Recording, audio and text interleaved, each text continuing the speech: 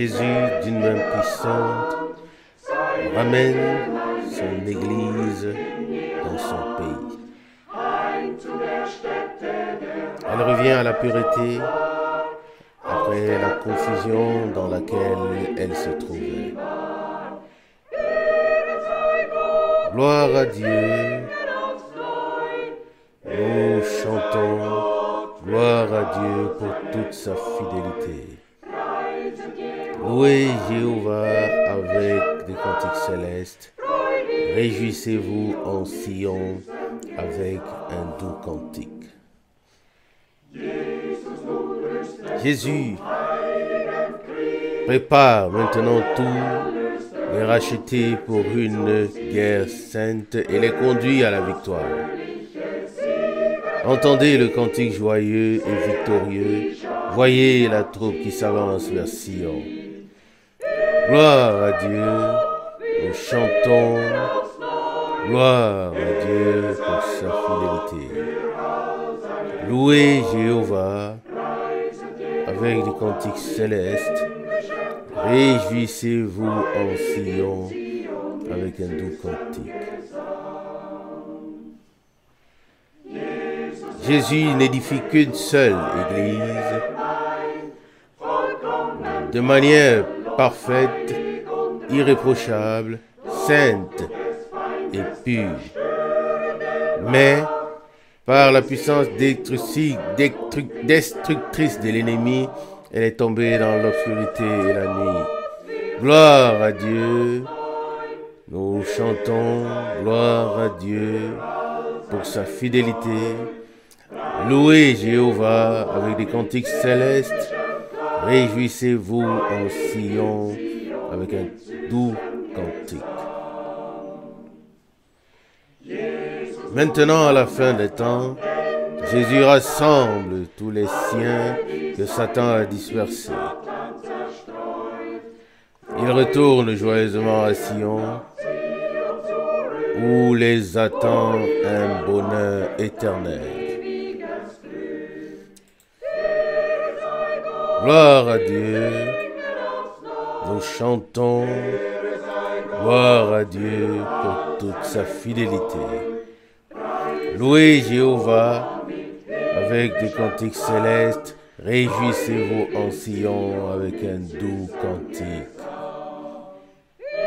Gloire à Dieu, nous chantons, gloire à Dieu pour sa fidélité. Louez Jéhovah avec des cantiques célestes, réjouissez-vous en Sion avec un cantique, un doux cantique. Chers frères, chères sœurs, je vous salue très chaleureusement dans le précieux nom de notre Seigneur Jésus-Christ. Nous sommes réunis ici aujourd'hui pour écouter la parole de Dieu.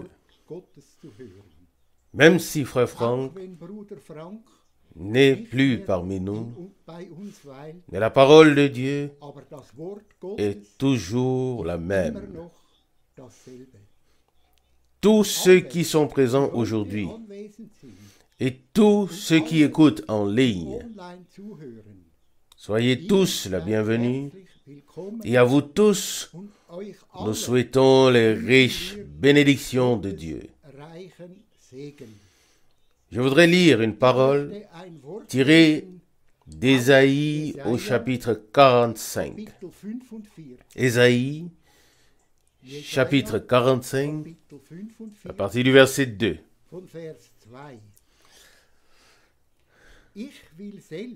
Je marcherai moi-même devant toi, j'aplanirai les chemins tortueux, je romprai les portes d'airain, je briserai les verrous de fer. Je te donnerai des trésors cachés et les richesses précieuses cachées, afin que tu reconnaissent que je suis le Seigneur, qui t'a appelé par ton nom, le Dieu d'Israël. Verset 4. Pour l'amour de mon serviteur Jacob et d'Israël, mon élu, je t'ai appelé par ton nom et je t'ai donné un nom d'honneur avant que tu ne me connaisses. Je suis le Seigneur. Verset 5. Et il n'y a point d'autre. En dehors de moi, il n'y a pas de Dieu. Et j'étais saint sans que tu ne me connaisses, afin que l'on reconnaisse dès le lever du soleil et dès son coucher qu'il n'y a pas d'autre Dieu que moi.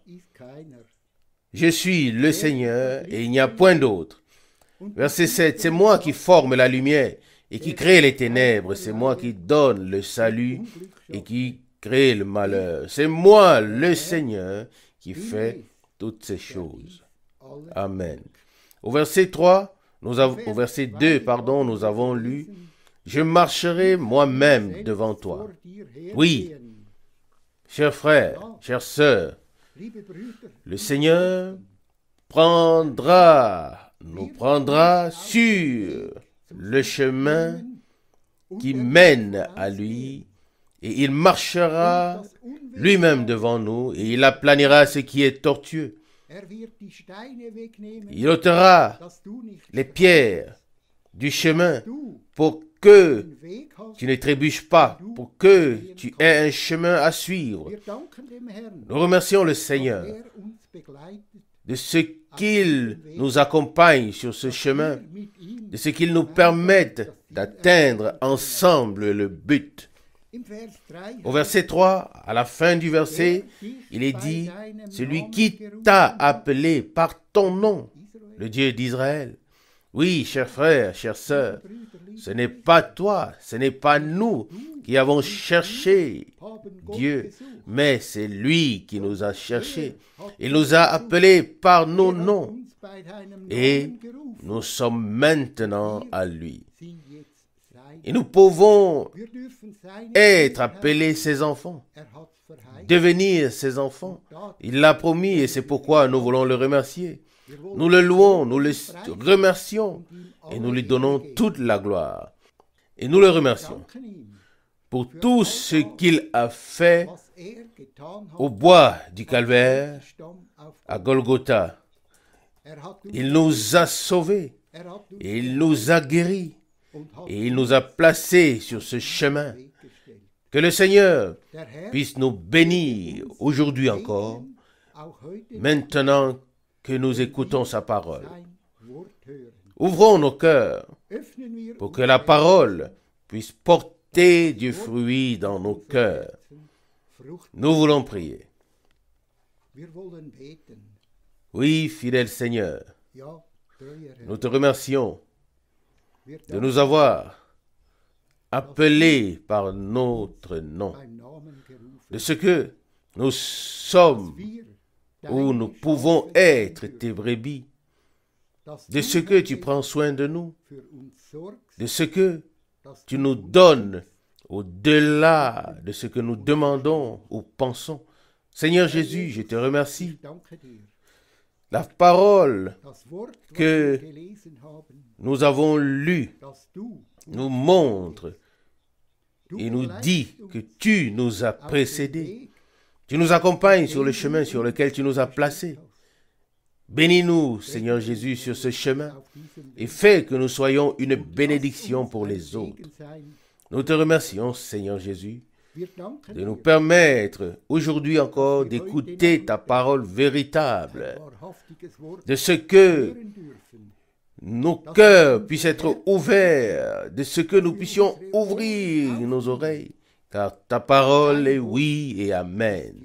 Ta parole est la vie pour nous.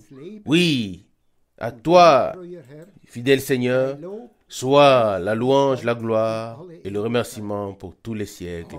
Amen. Louange et remerciement soient rendus au Seigneur. j'ai dû penser au refrain du cantique qui dit que les tempêtes se déchaînent et que les vents soufflent. Oui, oui, nous préférons que les vents soufflent plutôt que les tempêtes grondent. Nous sommes reconnaissants de pouvoir être ici pour adorer. Sur la terre, il y a tant de détresse. Et lorsque nous entendons et lisons toutes ces détresses, nous oublions presque la nôtre. Oui, nous oublions presque la nôtre. Ici, il y a une lettre venant de Kassel. Dans une famille, du glaucome, la cataracte, une grande détresse par rapport à ces maladies. Et nous avons parfois l'impression que nous n'en pouvons plus, à moins que Dieu ne vienne à ce qui lui revient de droit. Nous vivons bien en dessous de notre niveau spirituel. Nous vivons bien en dessous de tous nos privilèges, ce qui nous est dû, que Dieu nous a donné par Christ. Et j'espère que Dieu fortifiera notre foi, notre courage, notre certitude et tout ce qui va avec. Que nous ne regardions pas seulement timidement les choses aller et que nous continuions notre chemin avec des cœurs lourds, mais nous voulons avoir la grâce de faire confiance au Seigneur, de le prendre à sa parole et d'exiger, oui, d'exiger simplement la foi. Nous pouvons exiger, et nous l'avons entendu très clairement dans la prédication de Frère Branham sur le signe.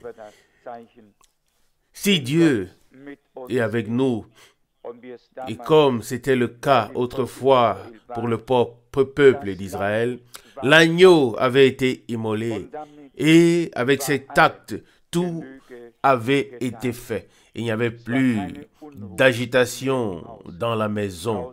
Mais dehors, oui, chez les Égyptiens et chez tous les autres, il y avait de l'agitation. Mais là où l'agneau avait été immolé et que le sang avait été appliqué sur les poteaux de la maison, il n'y avait plus d'agitation. Là, il y avait la foi. Là, il y avait la certitude. Et les gens s'assirent, ils pouvaient s'asseoir, manger et remercier le Seigneur, puis se préparèrent à partir, car l'heure de la délivrance était arrivée. Au moment, oui, où cela a été fait, la même nuit où l'agneau a été immolé, l'exode, la libération, le tournant, le salut, la victoire, la bénédiction, tout cela ont eu lieu. Toutes ces choses ont été révélées, manifestées la nuit où l'agneau fut immolé dans les maisons. Jusqu'à ce jour, Moïse avait négocié avec Pharaon une fois et encore une fois et encore une fois et encore. Et il y eut des fléaux de différentes sortes, mais pas de délivrance, pas de sortie. L'eau fut transformée en sang et vous connaissez tous les 10 différents fléaux qui ont été manifestés. Certes, les miracles et les signes se sont produits, mais seulement lorsque l'agneau fut immolé et que ce que Dieu avait ordonné fut accompli. Le sang fut appliqué sur les poteaux de la maison. L'ange destructeur devait passer. Il n'avait pas le droit de s'approcher de ceux qui avaient été obéissants à Dieu. Et vous remarquez très bien qu'il ne s'agit pas de faire ceci ou cela, mais que l'agneau, le sang de l'agneau, alléluia. Et nous croyons de tout cœur que nous sommes sous la protection du sang de l'agneau. Satan, oui, n'a plus le droit de nous toucher. Un homme qui se place consciemment sous le sang de l'agneau dans la foi en présence de Dieu et en obéissance à sa parole, en cet homme, l'ennemi a perdu ses droits. Il peut se déchaîner et même lâcher tout l'enfer, mais il ne peut pas faire de mal à notre âme parce que le sang de l'agneau a coulé et que nous avons été rachetés. Amen. Et je pense, oui, que nous avons tous des besoins. Il y en a encore que je ne connais pas directement, mais il y avait, oui, encore quelques requêtes en plus. Oui, une sœur a encore appelé et nous avons dit aux gens, à ces gens que nous allons prier. Pourquoi ne le faisons-nous pas simplement maintenant? Lisons d'abord une parole afin que, oui, afin de laisser notre foi être fortifiée. Oui, la foi qui fait partie de la prière. Car une prière sans la foi ne sont que des paroles. Mais une prière sans la foi ne sont que des paroles. Mais une prière avec foi est faite de puissance, de la puissance de Dieu qui est libérée et qui devient efficace, qui se manifeste parce que nous croyons. Ainsi donc, la prière et la foi. Je n'avais pas l'intention de le faire, mais je veux le lire maintenant. Lisons Marc chapitre 11. Oui, nous pouvons, nous satisfaire de Marc chapitre 11 au verset 22. Jésus leur répondit, « Ayez foi en Dieu. En vérité, je vous le dis, celui qui dit à cette montagne, « Lève-toi et jette-toi dans la mer, et qui ne doute pas dans son cœur, mais qui croit que ce qu'il dit s'accomplira, alors il le verra s'accomplir. » Verset 24, « C'est pourquoi je vous dis, pour tout ce que vous demandez dans la prière, croyez seulement que vous l'avez reçu et cela vous sera accordé. » Amen. Nous avons entendu ces paroles très souvent, mais les avons-nous comprises? Avons-nous eu la grâce d'agir en conséquence, de croire que ce que nous demandons à Dieu, nous l'avons déjà reçu par grâce? Et avec, en d'autres termes, que nous avons été exaucés et que Dieu a déjà répondu. Et par cela, il sera honoré et glorifié en confirmant sa parole. Nous voulons garder cette parole dans nos cœurs et devant nos yeux et présenter ensemble toutes les requêtes au Seigneur. Levons-nous pour cela. Père Céleste, nous venons devant ta sainte face, ô Dieu. Nous nous plaçons sur le sol de la foi, sur le sol de la victoire de Golgotha. Fidèle Seigneur, tu nous as donné ta parole. Oui, tu as donné tout à ton Église au commencement, toute la plénitude, toute la puissance, tous les dons, tous les fruits, toutes les bénédictions. Il ne manquait de rien. Nous avons entendu parler de la restauration. Seigneur, tout manquement doit être comblé. Ô Dieu fidèle, nous venons maintenant, tels que nous sommes, et nous t'apportons toutes ces personnes, nos frères et nos sœurs qui sont proches ou loin. Ils ont écrit, ils ont appelé, oui, ils l'ont exprimé personnellement et ils attendent que ce soir, une réponse descende du ciel. Ô Dieu fidèle, nous croyons que tu es là. Nous croyons que tu entends. Nous croyons que tu réponds. Et nous t'apportons toutes ces requêtes et toutes ces intentions de prière. Seigneur fidèle, donne-nous maintenant la foi pour accepter que tu l'as fait, que tu as exaucé, que tu as guéri, que tu as sauvé, que tu as libéré. Ô Seigneur fidèle, nous nous souvenons particulièrement de notre sœur qui est dans la détresse.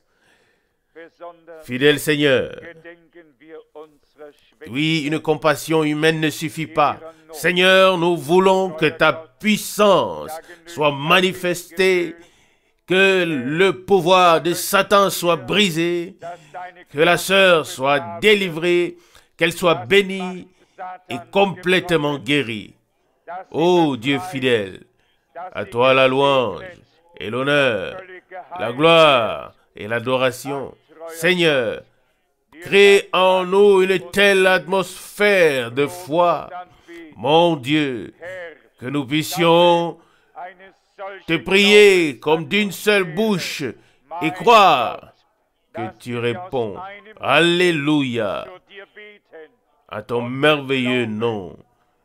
Fidèle Seigneur, nous te remercions de nous avoir exaucés. Nous te remercions d'avoir répondu. Bien-aimé Seigneur, tu as étendu ton bras puissant et tu as fortifié, oui, et fait approcher de ton trône la foi de ceux qui ont demandé la prière et la nôtre, ainsi que nos prières. Et tu nous as fait trouver grâce devant ta face. Ô précieux agneau de Dieu, nous nous plaçons sous la protection du sang.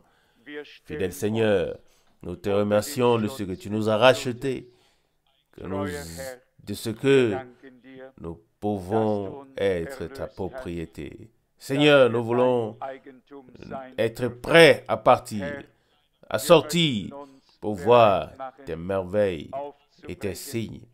Ah Seigneur, donne-nous ce dont nous avons besoin pour que tu sois glorifié et que tous nos manquements soient comblés. Nous voulons te remercier de ne pas nous être fait des illusions, de ne pas avoir apporté de feu étranger sur l'autel. Dieu fidèle, nous voulons te voir à l'œuvre, voir ta parole confirmée, tes promesses réalisées. Seigneur, marche comme le vivant, comme le ressuscité au milieu de ton peuple. Tu connais aussi les besoins au milieu de nous, toutes les requêtes de prière. Seigneur, combien de temps allons-nous hésiter de te prendre sur parole? Combien de temps allons-nous rester à l'écart et regarder ce que l'ennemi fait? Seigneur, accorde-nous la grâce de voir très bientôt que tu es miséricordieux envers ton peuple et que tu te révèles au milieu de lui. À toi, le Dieu Tout-Puissant, qui est devenu notre Père par Jésus-Christ, à toi soit le remerciement, la louange, la gloire, l'adoration pour toujours. Amen. Amen. Amen.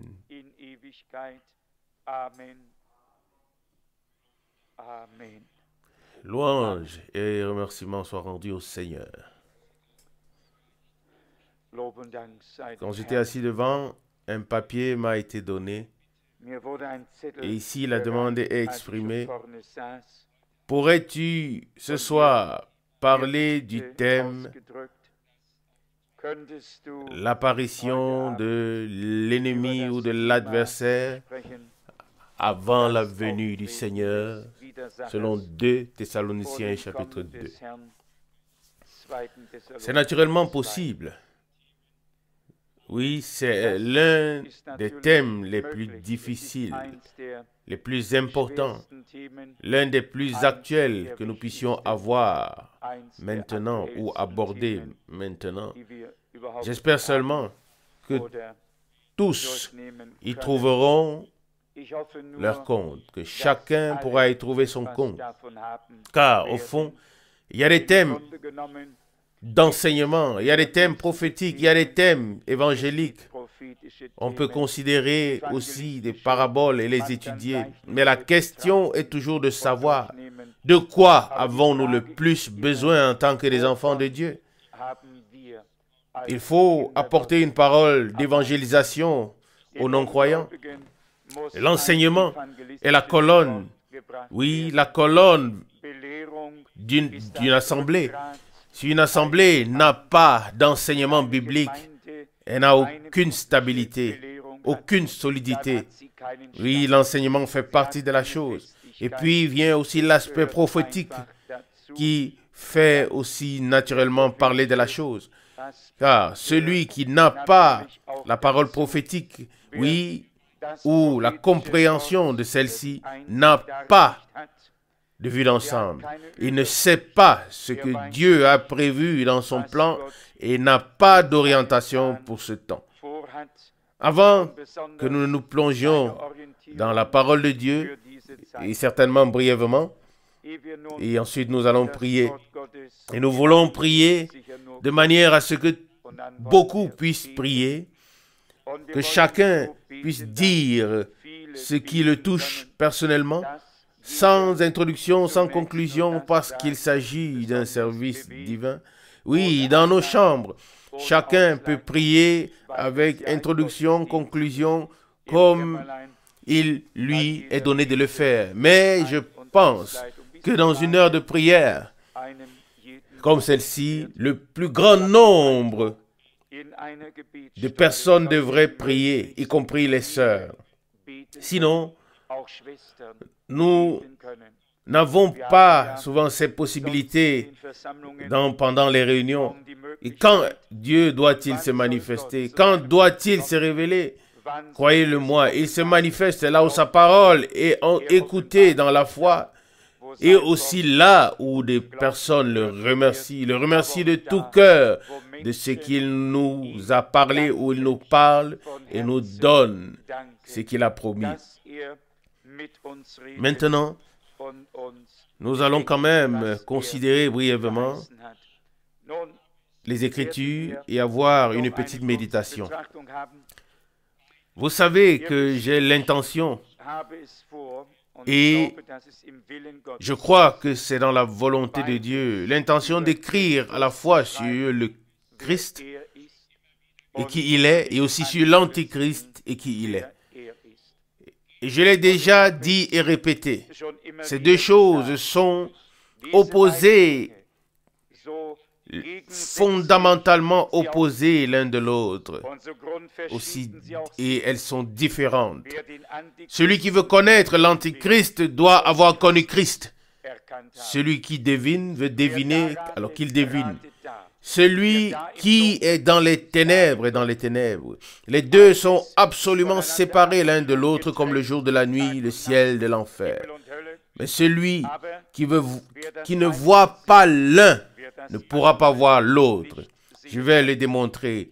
L'origine de Christ remonte à Dieu et je vais aussi démontrer que l'origine de l'Antichrist remonte à Satan. La parole de Dieu ne nous devra pas de réponse. Oui, et elle ne nous doit pas de réponse. Je n'ai pas besoin de chercher une réponse. Elle est ici dans la Bible. Et je peux vous dire ou vous lire dans les prophètes que Lucifer était déjà bien décoré, aussi bien décoré que l'Antichrist l'est aujourd'hui. avec des pierres précieuses, avec de l'or et tout le reste. L'avez-vous déjà lu? Il est écrit dans la parole de Dieu que Lucifer était déjà décoré dans le jardin d'Éden avec la beauté totale que nous croyons ou que nous voyons aujourd'hui chez l'Antichrist. Mais il s'agit maintenant de 2 Thessaloniciens 2. Et personne n'a plus jamais fait référence à ce passage biblique en relation avec l'Antichrist. Personne ne l'a fait comme Martin Luther. C'est étonnant que ce soit dans le prophète Daniel ou qu'il ait trouvé une parole quelconque. Il a fait le pont et a toujours trouvé les traces de l'Antichrist. Et non seulement cela, mais il les a effectivement montrées. Et nous vivons en effet à une époque où tout doit être connecté, relié. Mais c'est sans doute le prophète Amos qui demande « Comment 2 personnes peuvent-elles marcher ensemble à moins qu'elles ne s'accordent ?» Et la parole de Dieu dit « Quel accord y a-t-il entre Christ et Bélial? Quel rapport y a-t-il entre la lumière et les ténèbres? Quel rapport y a-t-il entre les services divins et l'idolâtrie? » Les deux, oui, les deux sont latéralement opposés. Mais nous allons l'examiner ou examiner cela séparément avec l'aide de Dieu. Ce qui, dans ce contexte, je ne sais pas exactement qui exactement pour qui cela devrait être important et qui a posé cette question aussi soudainement. Mais quoi qu'il en soit, il est écrit ici certaines choses. Il est parlé du jour du Seigneur dans 2 Thessaloniciens 2 et de notre réunion avec lui, et puis aussi de l'Antéchrist et de l'homme impie. Mais il est très difficile d'en parler. Lisons le premier verset, 2 Thessaloniciens chapitre 2, verset 1. Pour ce qui concerne l'avènement de notre Seigneur Jésus-Christ et notre réunion avec lui, nous vous prions, frères. Déjà de ces paroles ressort clairement que cette parole s'adresse à des personnes qui seront vivants sur la terre avant l'enlèvement. L'avons-nous saisi? Il s'agit ici, lisons-le encore une fois, pour ce qui concerne l'avènement ou le retour de notre Seigneur Jésus-Christ et notre réunion avec lui ou notre enlèvement vers lui, nous vous prions, chers frères. Vous devez voir cette parole en relation avec 1 Thessaloniciens chapitre 4 et ensuite avec 1 Thessaloniciens chapitre 5. Et il poursuit immédiatement dans 2 Thessaloniciens ou 1 Thessaloniciens chapitre 4 verset 17. Ensuite, nous qui sommes encore vivants et qui serons restés, nous serons enlevés avec eux sur des nuées à la rencontre du Seigneur dans les airs, et alors nous serons toujours réunis avec le Seigneur. Consolez-vous donc les uns les autres par ces paroles. Amen. Ici, dans 1 Thessaloniciens chapitre 4, l'ordre dans lequel les choses se passent les unes après les autres est décrit jusqu'à ce que nous allons à la rencontre de notre Seigneur dans les airs. Et ensuite, au chapitre 5 de 1 Thessaloniciens, il est écrit au verset 1, « Pour ce qui est du temps et de l'heure, vous n'avez pas besoin, frères, qu'on vous en écrive. » 1 Thessaloniciens 5, verset 1. Vous savez bien vous-même que le jour du Seigneur viendra comme un voleur dans la nuit. Et nous pouvons nous arrêter là, nous n'avons pas besoin d'en dire plus. Seulement parce qu'il est encore une fois question ici du jour du Seigneur et avant l'enlèvement, nous voulons maintenant mettre cela un peu dans l'ordre. Et en fait, c'est déjà dans l'ordre. Alors, continuons la lecture dans 2 Thessaloniciens chapitre 2, verset 2.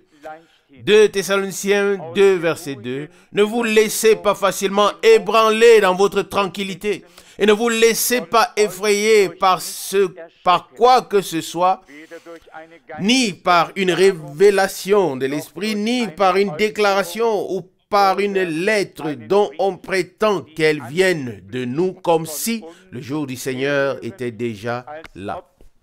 Nous savons tous ce que c'est. Oui, ce qu'est le jour du Seigneur. Le jour du Seigneur commence au moment où l'épouse de l'agneau est enlevée de cette terre. Et le jour du Seigneur comprend la grande tribulation, les jugements de coupe, de colère de Dieu, les jugements des trompettes et tout ce qui se situe dans la période entre l'enlèvement et l'établissement du royaume millénaire ou du millénaire doit justement y être compris et intégré. Dans ce contexte, il est important de garder ces paroles à l'esprit. Verset 2, 2 Thessaloniciens chapitre 2. Ne vous laissez pas facilement ébranler dans votre tranquillité. Amen. Combien de personnes ont été mises dans un état d'agitation terrible au cours des dernières années? Le jour du Seigneur est déjà arrivé, Christ est venu, ainsi de suite. Le retour est alors et alors, oui, et tout est à nouveau terminé.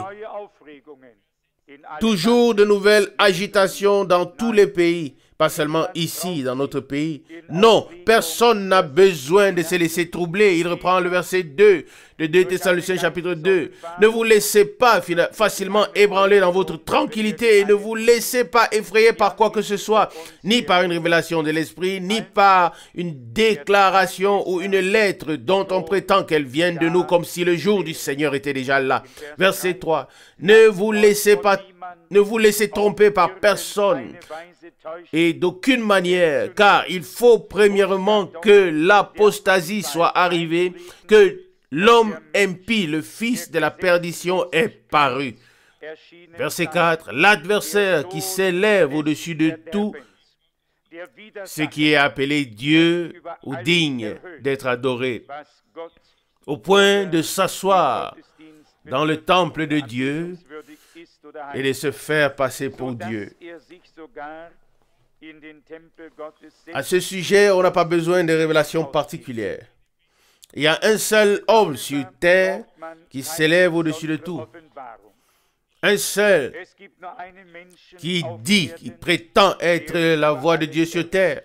Un seul qui prétend être le représentant de Jésus-Christ. Un seul qui prétend pouvoir pardonner les péchés des vivants et des morts. Mais qui pardonnera les péchés de celui-là. Et les choses sont si claires, si clairement décrites, qu'il n'est pas nécessaire, qu'il ne soit pas nécessaire de deviner. Et Paul écrit aux Corinthiens, si l'évangile que nous proclamons est voilé, alléluia, il est voilé pour ceux qui se perdent, ceux qui périssent, selon 2 Corinthiens 4, verset 3. Pour ceux qui descendent, oui, qui se perdent, l'évangile est voilé. Mais pour ceux qui montent, alléluia, l'évangile est révélé. Il ne peut pas en être autrement. Si le Christ est en nous, alors l'antichrist nous sera montré. C'est un tel contraste. Et nous ne voulons pas nous étendre sur ce sujet, mais nous savons, oui, l'Esprit de Dieu est en nous. C'est l'Esprit de Dieu qui est en nous. Nous voulons et nous le souhaitons. Oui, nous souhaitons le meilleur à tout le monde. Il y a des gens qui pensent que même le diable serait sauvé. Mais si Dieu l'y a destiné, pourquoi pas? Mais Dieu ne l'a pas destiné à cela. Et il est écrit dans la Bible qu'il sera jeté dans les temps de feu. Alors, il sera jeté dans les temps de feu. L'amour de Dieu est dans les limites de Dieu.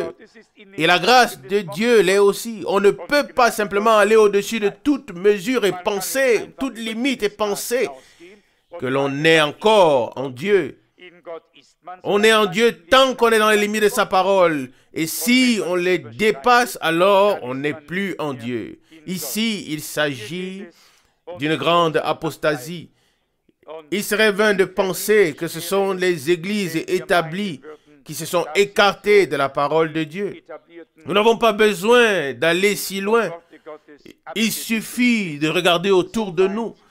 Et alors la parole, oui, est valable pour nous et pour tous ceux qui se sont arrêtés. Que celui qui se tient là, debout, prenne garde de ne pas tomber. Quand on entend tout l'égarement qui se trouve parmi nous, dans nos propres rangs, et je le dis à dessein, dans nos propres rangs parmi nous, je ne m'étonne pas, et cela peut faire mal. Mais comme Frère Branham l'a dit, si l'église pentecôtiste continuait ainsi pendant 100 ans, elle serait pire que l'église romaine. Quand je pense à tout ce qui a été fait dans ces messages en termes de déformation, d'interprétation, tout ce qui a été mis en lumière, c'est simplement incroyable. Nous n'avons pas besoin d'aller plus loin.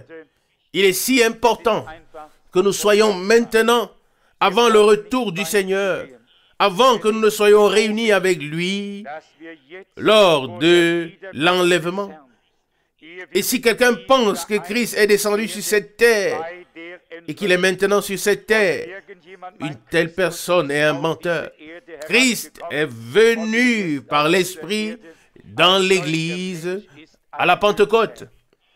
Et de cette manière, il est et agit sur la terre par l'Esprit. Lui-même demeure médiateur, intercesseur, jusqu'à ce que le dernier soit entré, et alors seulement il quittera le trône de la grâce. Oui, je peux vous montrer dans le livre Les 7 sceaux que nous vivons encore dans le 4e sceau. Le 4e sceau englobe toute l'ère de Laodicée ou l'âge de Laodicée jusqu'à la fin. Et le 5e sceau concerne les Juifs. Le 6e sceau concerne la grande tribulation après l'enlèvement. Et le 7e sceau concerne la fin de toutes choses et le passage dans le royaume millénaire. Et c'est ce que nous pouvons lire dans le livre des 7 sceaux. Alors, aucune ambiguïté n'est nécessaire après que Dieu ait donné la clarté par le moyen de sa parole. Mais quand on entend des choses, et je ne suis en fait pas de ceux qui transmettent toujours volontiers ce qu'ils entendent, mais cela me fait presque sourire, malgré le sérieux de la situation, car je suis le dernier, toujours le dernier à apprendre certaines choses. Quoi qu'il en soit, j'ai effectivement entendu dire que Frère Branham aurait dit qu'une lumière brillante s'élèvera en Allemagne, là où se trouvent les sapins noirs. Et je souris un peu maintenant, mais ce n'est vraiment pas drôle. Quelle absurdité! Je n'ai pas une bonne mémoire, mais j'ai reçu une grâce de Dieu. J'ai écouté totalement les prédications de Frère Branham dans les années 60. Et je ne les ai pas entendues une seule fois. Il n'y a pas de prédication que je n'ai écoutée au moins 3 fois. La plupart, 5 fois ou plus. Et si je ne me souviens pas demain de quelque chose qu'on m'a dit hier, c'est possible. Mais des prédications, j'ose dire que je sais ce qui a été dit parce que j'ai bien écouté. Mais imaginez-vous un peu, c'est avec ce genre de choses que les gens sont impressionnés et influencés. Et puis ils arrivent effectivement à trouver où dans l'obscurité, ils trouvent des sapins noirs. Et alors, ils sont tous contents. Non, c'est incroyable. C'est incroyable à quel point les gens peuvent s'oublier. Ne m'en voulez pas si je garde cette expression pour moi et si je ne vous dis pas ce que je pense de ces personnes. Ce sont des séducteurs, des escrocs qui n'ont absolument rien à voir avec le royaume de Dieu. Ce sont des personnes auxquelles se réfère la parole de Dieu que notre Seigneur lui-même a prononcé, que tous les scandales seront ôtés du royaume de Dieu. Il faudra bien qu'un jour, tous ceux qui sont un scandale dans le royaume de Dieu et qui mettent ainsi une pierre d'achoppement sur le chemin du peuple de Dieu, il faudra qu'un jour arrive où il soit mis de côté. Cela ne peut pas rester ainsi jusqu'à la fin. Et ce serait un va-et-vient. Et tant qu'il y aura un va-et-vient, où sera l'unité de l'esprit, le lien, la connexion avec Dieu et les uns avec les autres? Non. Il doit y avoir quelque chose par quoi Dieu témoigne de l'endroit où il se trouve, où se trouve la vérité, de l'endroit où il se trouve. Il ne s'associera qu'à la vérité. Vous ne pouvez associer Dieu à rien d'autre que sa parole. Qu'à la vérité. Et sa parole est la vérité. Et c'est là que tous les esprits se divisent, se séparent. Et si l'on lit ainsi sérieusement les prédications et qu'on les traduit et qu'il est dit alors, la parole de Dieu est la vérité. Celui qui ne croit pas une seule parole de Dieu se rend coupable de tout ce que le Seigneur a dit. Et combien sont-ils ceux qui ne sont pas prêts à croire ce que Dieu a dit et à croire que le Seigneur a choisi des hommes? Et ne croyez pas que je parle par rapport à moi, mais nous croyons tous avec certitude que Frère Branham était un homme envoyé de Dieu. Et je crois en toute conviction que je comprends et j'enseigne correctement chaque parole qu'il a apportée en me basant sur les Saintes Écritures. Que celui qui peut me convaincre que ce n'est pas le cas le fasse. Et de tout cœur, je le remercierai. Il ne s'agit pas pour moi d'avoir raison. Et cela ne devrait pas être le cas pour aucun de nous. Cela ne devrait pas être une nécessité d'avoir raison. Non. Une seule personne a raison, c'est Dieu. Et Dieu ne se joindra jamais à nous. Nous devons lui donner raison pour pouvoir aller de l'avant avec lui. 2 Thessaloniciens chapitre 2, le frère lit le verset 3. Ne vous laissez pas tromper ou ne vous laissez tromper par personne, d'aucune manière, car il faut premièrement que l'apostasie soit arrivée, l'homme impie. Dans le prophète Daniel, je ne sais pas si je vais le trouver directement, dans le prophète Daniel, il est écrit au sujet de l'homme qui s'apprête à briser la loi et les fêtes. Ça devrait se trouver dans le chapitre 7 ou 9. Nous allons le trouver. Comme je vous l'ai dit, je n'étais pas préparé à ce thème. Je vais regarder dans le chapitre 11, à partir du verset 36. Mais oui, nous avons une heure d'enseignement biblique. Alors cherchez vous aussi, oui, dans le prophète Daniel, où il est dit, oui, qu'il s'élèvera au-dessus du Très-Haut et changera les fêtes et la loi. Daniel 7, n'est-ce pas? Naturellement, bien sûr, oui, c'est devant moi. Daniel chapitre 7, verset 25.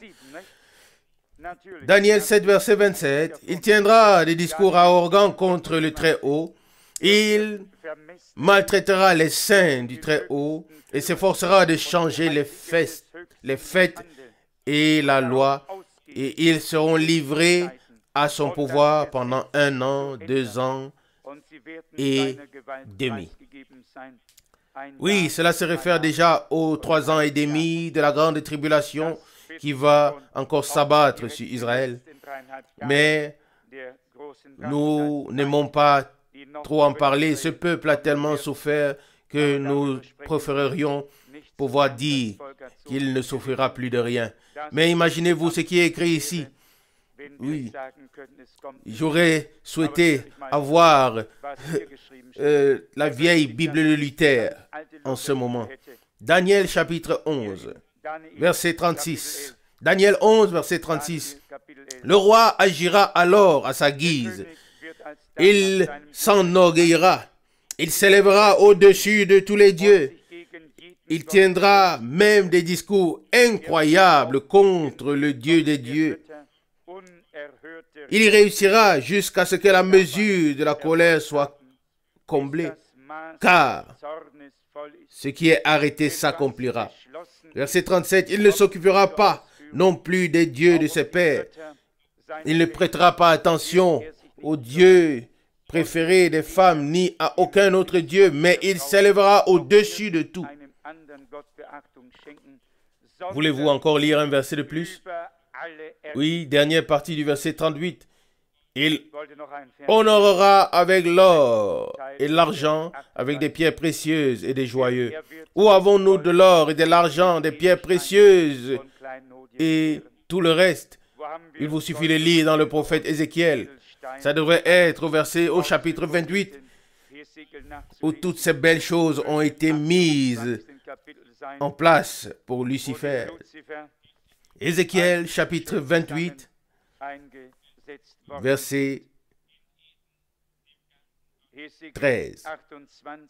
Tu étais en Éden, le jardin d'Éden, et toutes sortes de pierres précieuses couvraient tes vêtements.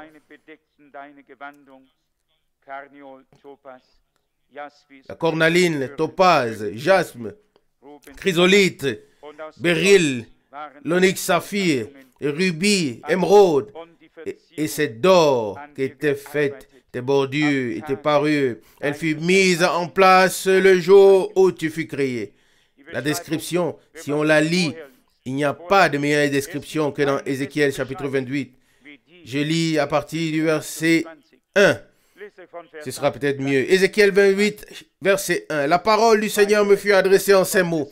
Verset 2. Fils de l'homme, dis au prince des Tyr, ainsi parle le Seigneur Dieu, parce que ton esprit s'est élevé et que tu as dit, je suis Dieu, j'habite un palais au milieu de la mer, alors que tu n'es qu'un homme et non un Dieu, et parce que tu te considères comme un Dieu dans ton cœur. Bien sûr, tu es plus sage que Daniel. Oui, bien sûr, Satan est plus sage que Daniel. Verset 3, bien sûr que tu es plus sage que Daniel, rien de ce qui est caché n'est obscur pour toi. Et celui qui poursuit la lecture avec tout ce qui est dit sur le commerce qu'il fera, la sagesse et tout le reste, et qui poursuit dans Apocalypse 17, Apocalypse 18, oui, où il est dit que par ton commerce tu t'es enrichi et les rois de la terre se sont livrés à l'impudicité et ainsi de suite. Ainsi, Satan a été dans les différents rois, les a possédés jusqu'à ce qu'ils puissent ensuite s'incarner en un homme. Et cela n'est pas obscur pour quiconque porte une révélation de Dieu dans son cœur. Heureux l'homme qui lit la parole et qui la reçoit révélée par le Saint-Esprit. Quand nous lisons cela, et qu'une colère divine s'abat sur nous, ce n'est pas parce que nous sommes en colère contre un homme, mais c'est parce que tant de personnes ne lisent pas la parole de Dieu, et ceux qui les lisent n'ont pas de révélation. Et ce sont tous ceux qui n'ont pas reconnu que Dieu a une phase prophétique pour ce temps, et que la parole de Dieu ne vient qu'aux prophètes.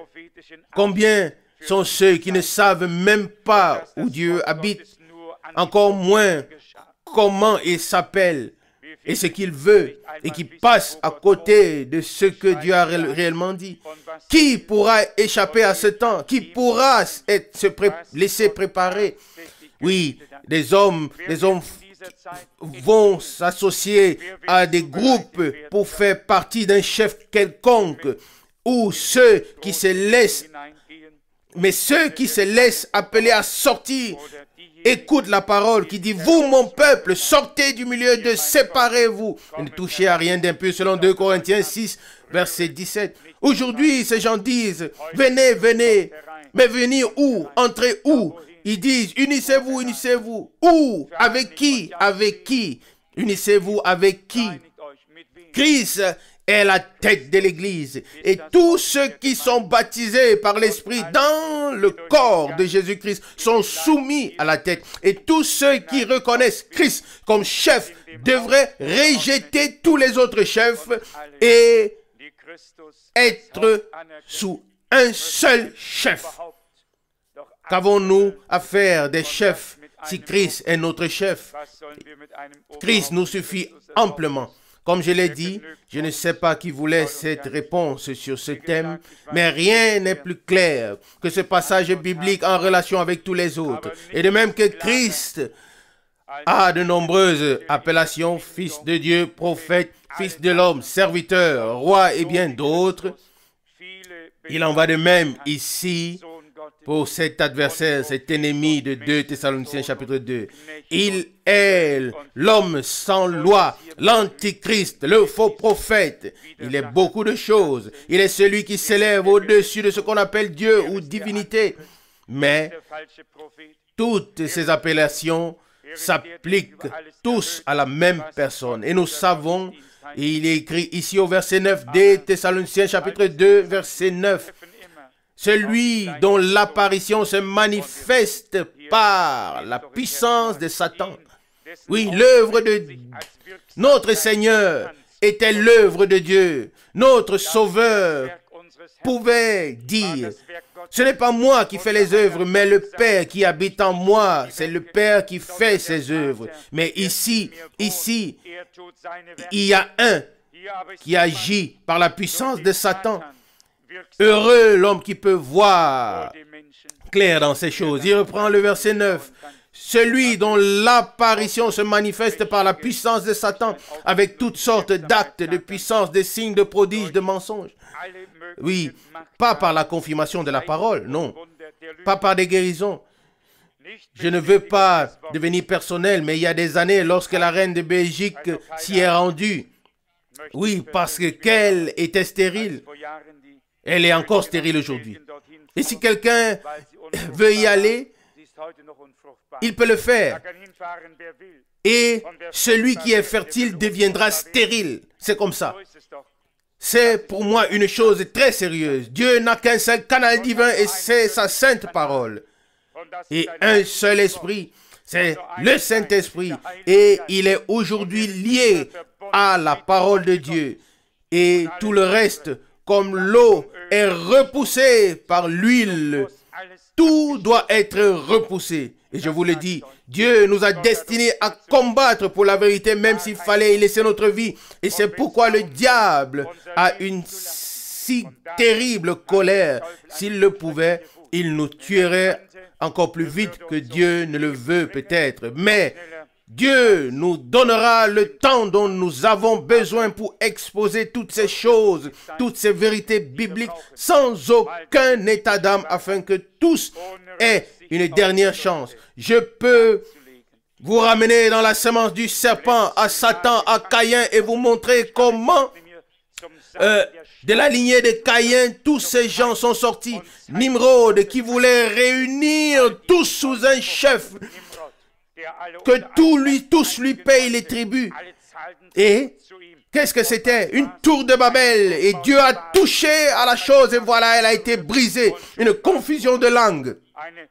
Ils voulaient eux-mêmes monter quelque part. Oui, mais où est-ce qu'ils voulaient monter? Dieu, c'est Dieu qui nous fait monter. Il fallait qu'il vienne à nous. Il fallait que Dieu vienne à nous pour que nous puissions monter vers lui. Toutes ces choses. Et puis nous voyons cela avec Caïn et Abel et toutes les choses dans l'Ancien Testament jusqu'à Jésus-Christ et Judas. Puis à la fin, Christ et l'Antichrist. Mais lui, le Seigneur, quand il reviendra pour établir le règne millénaire, il frappera du souffle de sa bouche et le fera mourir. Oui, c'est ce qui est écrit. Mais j'espère que nous en avons assez dit à ce sujet. Et j'espère aussi que qu'en même temps, nous deviendrons reconnaissants. Reconnaissants dans notre cœur pour la révélation de Jésus-Christ, notre Seigneur. Car sans cette révélation divine, nous restons dans l'obscurité. Nous tâtonnerons ici et là et nous ne trouverons ni ici ni là, mais par la grâce de Dieu, le Seigneur nous aidera. Il est dit ici au verset 10, et par toute espèce de tromperie, 2 Thessaloniciens chapitre 2, d'iniquité, pour ceux qui se perdent, parce qu'ils n'ont pas aimé la vérité pour être sauvés. Verset 11, et c'est pour cette raison que Dieu leur envoie une puissance d'égarement pour qu'ils croient au mensonge. Car tous ceux qui n'ont pas cru à la vérité, mais qui ont pris plaisir à l'injustice, tomberont sur le jugement. Et parfois, les gens peuvent ne pas me comprendre. Mais à partir du moment où je constate qu'un enseignement vient de Rome, alors la fin de cet enseignement est là. Et alors, elle doit être retirée avec tout ce qu'elle contient, avec toutes ses racines. Il n'y a alors plus de poésie ou d'interprétation, c'est terminé. Et personne ne peut exiger de nous que nous fassions à nouveau un mélange. Personne ne peut exiger de nous que nous passions outre les révélations et les vérités divines. Et ce n'est pas pour cela que Dieu les a donnés. Il les a donnés pour que nous les connaissions, que nous connaissions la vérité, que la vérité nous rende libres et que nous soyons ensuite solidement établis dans la vérité divine. C'est notre gain, c'est notre acquis de ne pas parler seulement, dire que nous avons le message. Je vous dis la vérité, aujourd'hui il y a beaucoup qui disent, oui, nous croyons à la justification. Oui, mais où l'avons-nous expérimenté? À l'époque de Luther, la justification n'était pas une doctrine, un enseignement, c'était la proclamation de la parole et les gens en ont fait l'expérience. À l'époque de Wesley, la sanctification n'était pas un sujet de débat, mais une proclamation de la parole et les gens en ont fait l'expérience. Lors du réveil pentecôtiste, il n'était pas question d'un enseignement sur le baptême de l'esprit, mais du baptême de l'esprit lui-même. Aujourd'hui, il y a des enseignements partout, sur tout. Mais où sont ces choses? Où sont les choses elles-mêmes? C'est pourtant ce qui compte. Pensez-vous que la justification est une doctrine et qu'elle me sauvera? Où est la sanctification elle-même? La sanctification elle-même est-elle une doctrine et me sauvera-t-elle? Où est la doctrine du baptême d'esprit? Non, nous devons avoir des expériences. Que l'enseignement nous amène à faire l'expérience de Dieu, que nous fassions l'expérience de Dieu et que nous l'emportions avec nous. C'est ce qu'il a promis. J'ai une bonne confiance en mon Dieu, même si je suis souvent couché par terre et que je ne sais pas ce que je vais faire. J'ai néanmoins une confiance absolue dans le fait que Dieu achèvera l'œuvre qu'il a commencée. Et je sais qu'aussi certain que Dieu vit, sa parole est dans mon cœur, et dans mon âme et dans mon esprit. Et c'est pour cette parole que je vis et je meurs. Et j'espère que nous croyons tous de tout notre cœur que nous ferons vraiment le ménage dans tout ce qui appartient à des pensées traditionnelles qui ne sont pas dans les Saintes Écritures. Nous devons en être libérés. Il n'en est pas autrement. Il n'y a aucun autre moyen.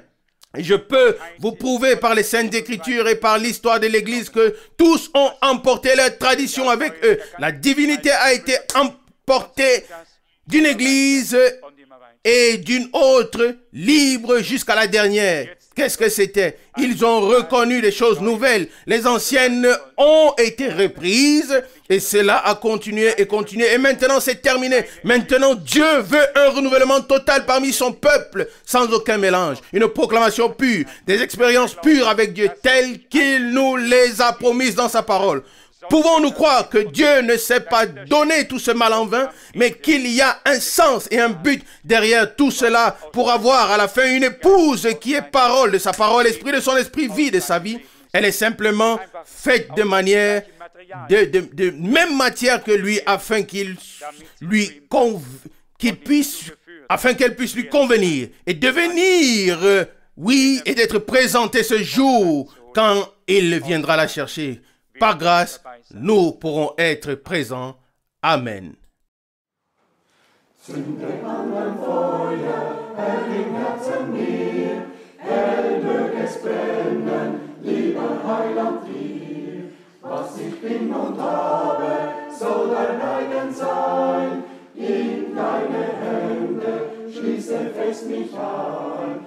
Quelle des Lebens und der Freude Quell, du machst das Dunkel meiner Seele hell. Du hörst mein Beten, hilfst aus aller Not. Jesus, mein Heiland, mein Herr und Gott. Wollest mich bewahren, wenn der Satan droht. Du bist der Retter, Herr von Sünd und Tod.